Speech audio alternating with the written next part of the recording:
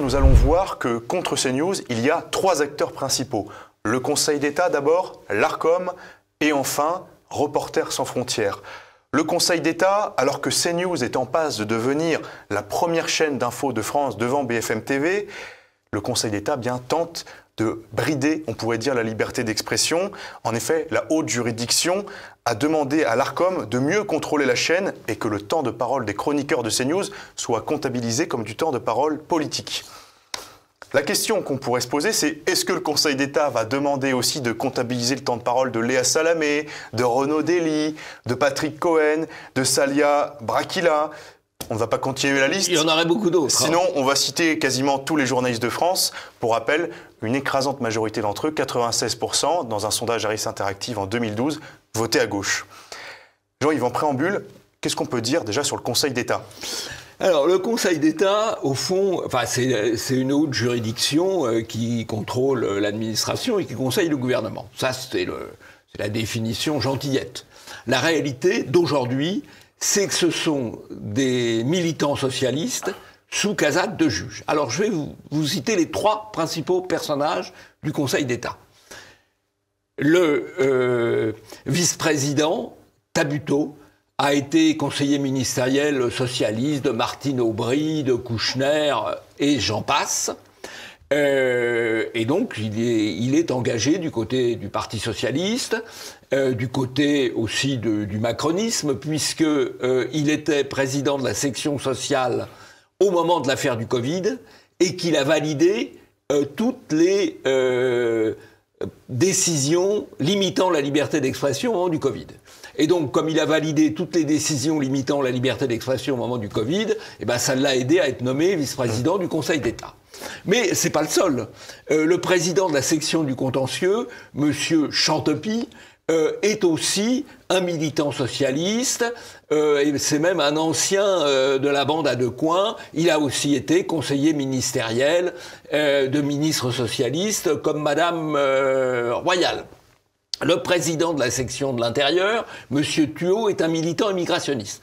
Donc c'est un petit monde parisien, politiquement engagé, très à gauche et très ouvert à tout ce qui est favorable à l'immigration et très fermé à tout ce qui est défense des libertés. Voilà, alors ce ne sont pas des sages, le Conseil d'État, ce sont des militants. Et il y a donc eu, au fond, en quelques mois, 2 coups d'État.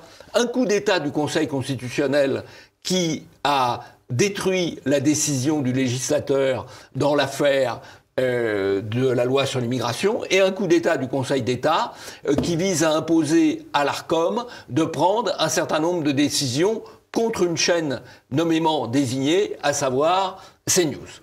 Ce qu'on remarque en vous écoutant, c'est que le Conseil d'État est dirigé par les socialistes, le Conseil constitutionnel est dirigé par les socialistes et la Cour des comptes aussi. Absolument. Alors qu'ils font 2% Absolument. électoralement. C'est formidable. Ils ont toujours le pouvoir dans les faits. Ah, ils ont toujours le pouvoir dans les faits. C'est une toute petite classe d'oligarques bourgeois habitant les quartiers les plus chics de Paris qui imposent leurs règles à l'ensemble du pays. Quand on lit la lettre de la décision du Conseil d'État, les juges se sont inquiétés du manque de diversité d'opinion exprimée sur CNews. Je les cite. « Il faut prendre en compte la diversité des courants de pensée et d'opinion représentés par l'ensemble des participants au programme diffusé, y compris les chroniqueurs, animateurs et invités, et pas uniquement le temps d'intervention des personnalités politiques. » Il serait amusant de voir comment cette diversité d'opinion va s'exprimer sur France Inter.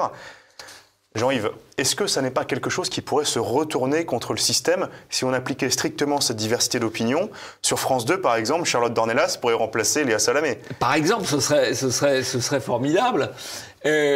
Alors, simplement, les mêmes règles ne s'appliquent pas à tout le monde. C'est-à-dire qu'on veut imposer à CNews de faire une large place, et même une place dominante à la doxa, mais on ne sait pas pour autant qu'on va imposer à France 2 ou à TF1 ou à France Info de faire une large place aux opinions dissidentes. Mais oui, si on faisait ça, ça serait un bouleversement considérable, puisque en gros, il y aurait la moitié des journalistes actuels qui se trouveraient au chômage, et vous seriez recrutés sur TF1 ou les chaînes de service public. Et M. Darmanin, il a fait beaucoup de bruit en disant « Attention, on va supprimer le droit du sol ». Ça, il a fait grand bruit là-dessus. Et à petit bruit, il annonce la suppression du visa territorial, c'est-à-dire le déversement des immigrés qui viennent des Comores ou qui viennent d'Afrique de l'Est depuis les Comores vers la métropole. Oui, parce que le visa territorialisé les forçait à rester à Mayotte. Absolument. Et là, il n'existera plus. Là, ça y est, ils prennent l'avion pour la métropole. En fait, la seule fois où Gérald Darmanin expulse les immigrés, c'est vers la France. Absolument.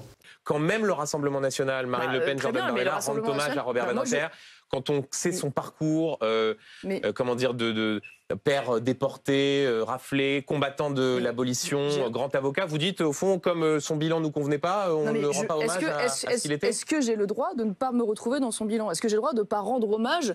Alors d'abord, chapeau à Marion Maréchal qui ose affronter, comme elle le fait assez souvent, il faut bien le dire, la doxa.